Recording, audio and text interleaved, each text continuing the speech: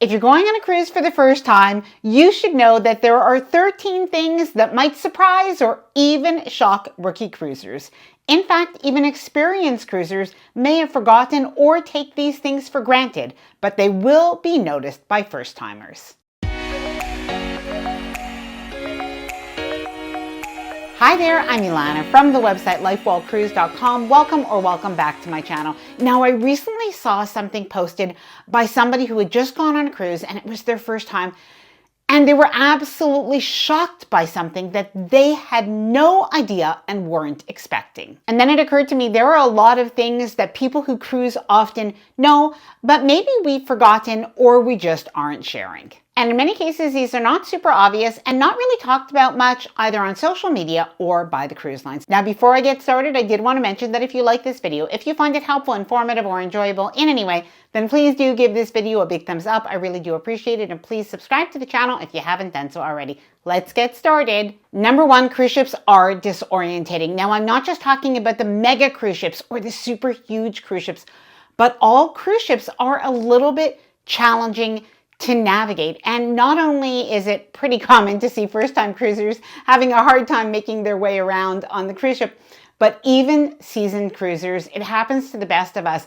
I can often be like on day 3 or 4 of my cruise, and I'm still getting off the elevator and I'm confused as to which way to go to find my cabin. Now, something that you should know is that the hallways and the cabins pretty much look the same from one deck to the other. Now, you might sometimes have some telltale signs like different colored carpets, or if you're on Norwegian Cruise Line, they have little fish on their carpet that always swim towards the front. But beyond the cabins, the public areas, restaurants, and even the lounges do have a similar look. In fact, even when it comes to the main dining room or restaurants, on many cruise ships, you might have 2 or 3, and they all have similar names. Now, as a rule of thumb, and this is not always the case, but it is often, the theater is often in the very front of the ship or the forward, and the dining room and the buffet are often at the back of the ship or at the aft. Now, if you have any tips and tricks as to how new cruisers can find their way around the cruise ship, or even seasoned cruisers like me,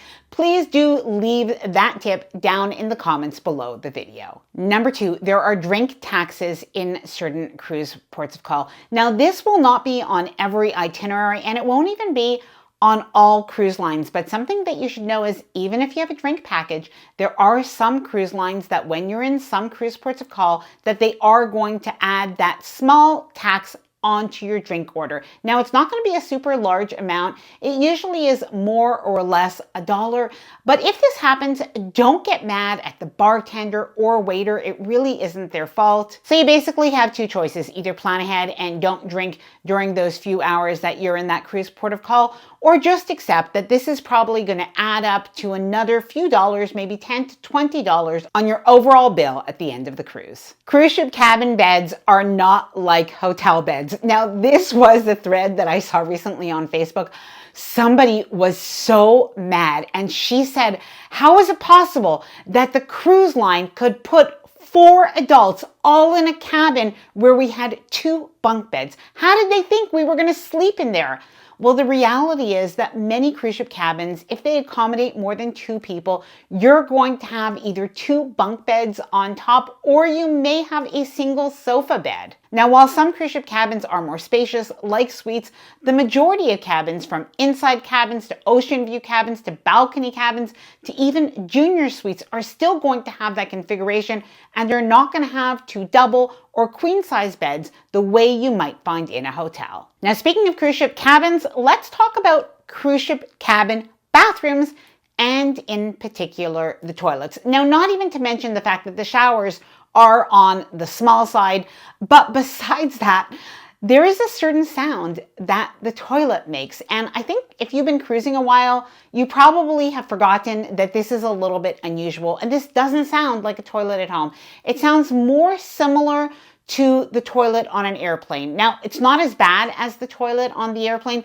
but there definitely is that vacuum or suction sound. You will be tired. Now, if you've booked a 7-day cruise as an example, and especially if this is your first cruise, you might be looking at that itinerary and you have 3 or 4 port days, and you might be thinking, am I going to be bored because I have so many sea days, or is that even enough time in the cruise port of call? I feel like I need more hours. But keep something in mind. When you do excursions, maybe you choose an excursion that is 8 hours as an example. Think about 8 hours and go, go, go, and how you actually might be exhausted by the end of the day. Or if you're on the cruise ship on sea days and you plan to do every single activity from the morning until late at night. Many people find that after 2 or 3 days of this, they actually get a little bit fatigued, and sometimes you can end up getting a little bit sick. So do watch for that. But something that I do suggest is that when it comes to the cruise ports of call, definitely if you want to plan long days in port, absolutely do it. It's a great opportunity to travel and to visit a new destination, but also balance that by doing some half-day excursions and even sometimes exploring a port on your own and just going for a leisurely lunch. Travel agents don't usually cost extra. Now, I say this because I get a lot of emails from first-time cruisers asking me questions about the cruise that they should choose and the itinerary that they should choose. And while I would love to help everybody individually, what I always do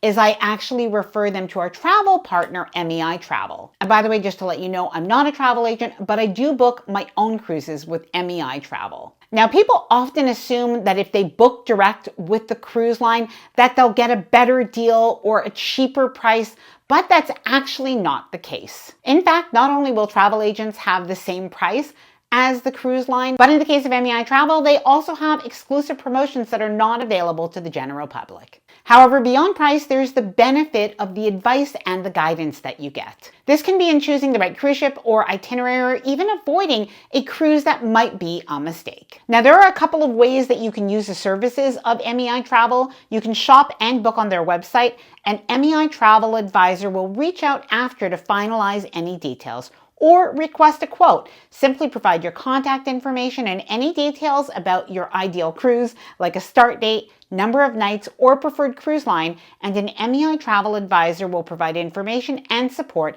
every step of the way. And getting back to this point, MEI Travel services are free and do not cost you any extra. This is because they are compensated by the cruise line at no extra cost to you. Now, I will leave the information for MEI Travel, whether you want to get a quote or you want to browse their website, linked down below in the description of this video, as well as a pinned comment. Your cruise itinerary can change. Now, this is something that actually happened to me on my first cruise, so I learned this, but I know it can surprise a lot of people because people do think when you're booking a cruise and you're choosing the itinerary, that really is the vacation that you're purchasing. However, in the fine print of your cruise contract, it actually does state that the cruise line does have the right to change the itinerary. Now, typically the itinerary might change because of weather or storms, but there may be some other reasons as well. The important thing when you book a cruise is to be flexible, to know that you are going to have a good time no matter what, and to also be aware that the cruise line is never going to put the cruise ship,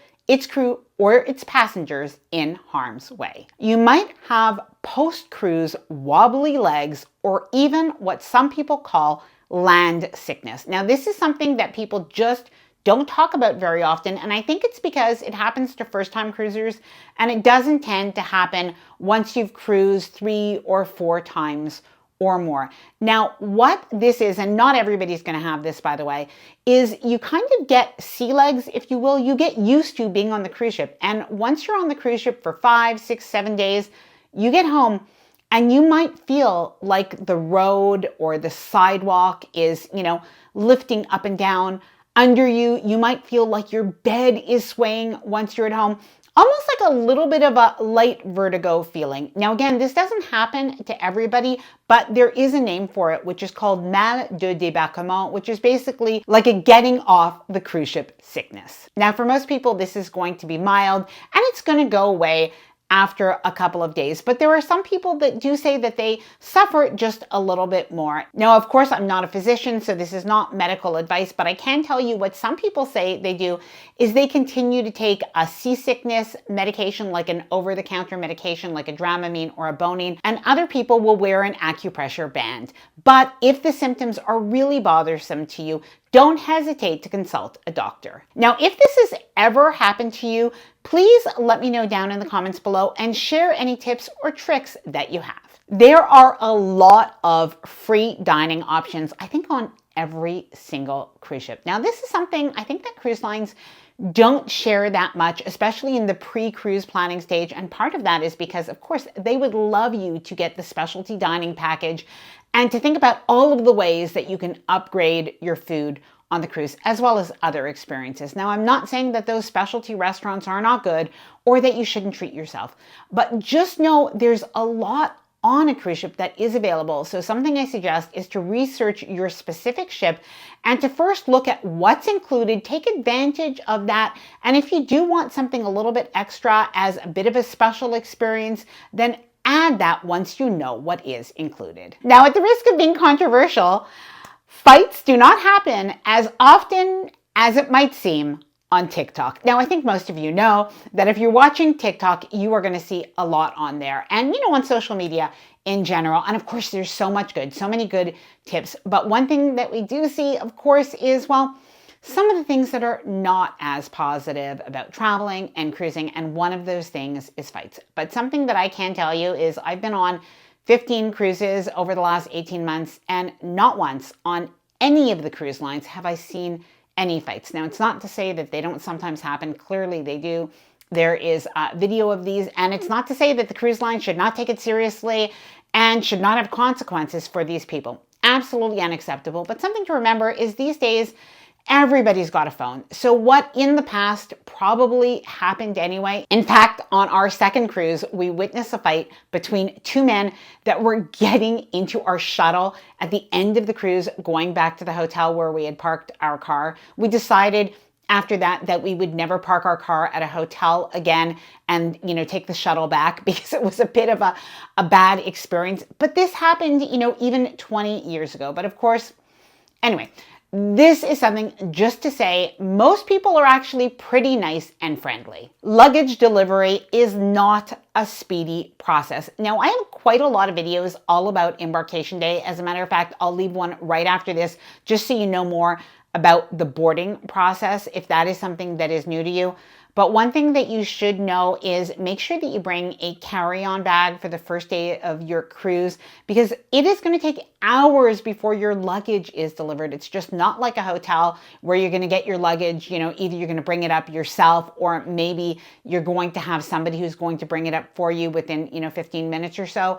It really does take several hours, so plan ahead so that you have everything that you need for the first few hours of boarding day. Now, I'd love to hear from you, whether you're a first-time cruiser or a seasoned cruiser or somewhere in between. If you're a first-time cruiser, leave questions below. And if you recently went on your first cruise, let us know also what surprised you, maybe what I didn't include in this video. Now, I'm going to leave the link to MEI Travel down below in the description of this video, as well as a pinned comment. Now, I hope that you enjoyed this video. If you did, please do give it a big thumbs up. I really do appreciate it. And please subscribe to the channel if you haven't done so already. Bye for now, and happy cruising.